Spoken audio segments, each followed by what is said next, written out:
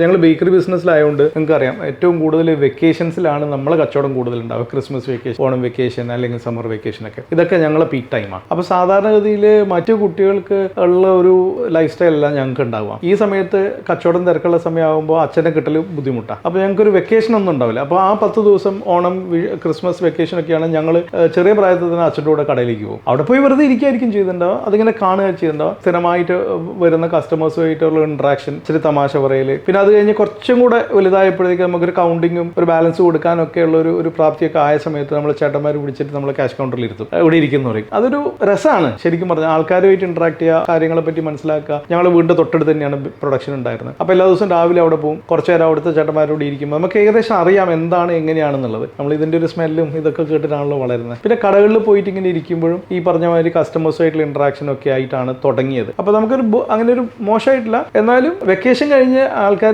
കുട്ടികളൊക്കെ തിരിച്ചെത്തുമ്പോൾ അവർ പല സ്ഥലങ്ങളിലും പോയ കഥകൾ പറയാനുണ്ടാകുമ്പോൾ ഞങ്ങൾക്ക് പറയാനുണ്ടാവുക ബേക്കറിയിൽ പോയ കഥകളാണ് പറയാനുണ്ടാവുക. കസ്റ്റമേഴ്സിനെ മീറ്റ് ചെയ്ത കഥകളാണ് പറയാനുണ്ടാവുക. അവിടെ പ്രായമുള്ള അച്ഛൻ്റെ ഫ്രണ്ട്സ് അങ്ങനെയുള്ള ആൾക്കാരൊക്കെ വരുമ്പോൾ അവരുമായിട്ടുള്ള ഇൻട്രാക്ഷൻസ് ഒക്കെയാണ് തുടക്കത്തിൽ ഉണ്ടായിരുന്നത്. പിന്നെ ഗ്രാജുവലി ഇത് തന്നെയാണ് നമ്മളുടെ ഒരു ഫീൽഡ് എന്നുള്ളൊരു തോന്നൽ വന്നു. പിന്നെ ഡിഗ്രി ചെയ്യുന്ന സമയത്ത് പാർട്ട് ടൈം ആയിട്ടാണ് ഉണ്ടായിരുന്നത്. അപ്പോൾ ബാക്കിയുള്ള സമയത്ത് കടയിൽ വന്നിരിക്കുക, അങ്ങനെ ബിസിനസ്സുമായിട്ട് അങ്ങോട്ട് ഒരുമിച്ച് അങ്ങ് പോയി. അതുകൊണ്ടൊരു ബിസിനസ്സിലേക്ക് നിർബന്ധിച്ച് വരികയോ അങ്ങനെയൊന്നും ഒരു തോന്നൽ ഉണ്ടായിട്ടില്ല.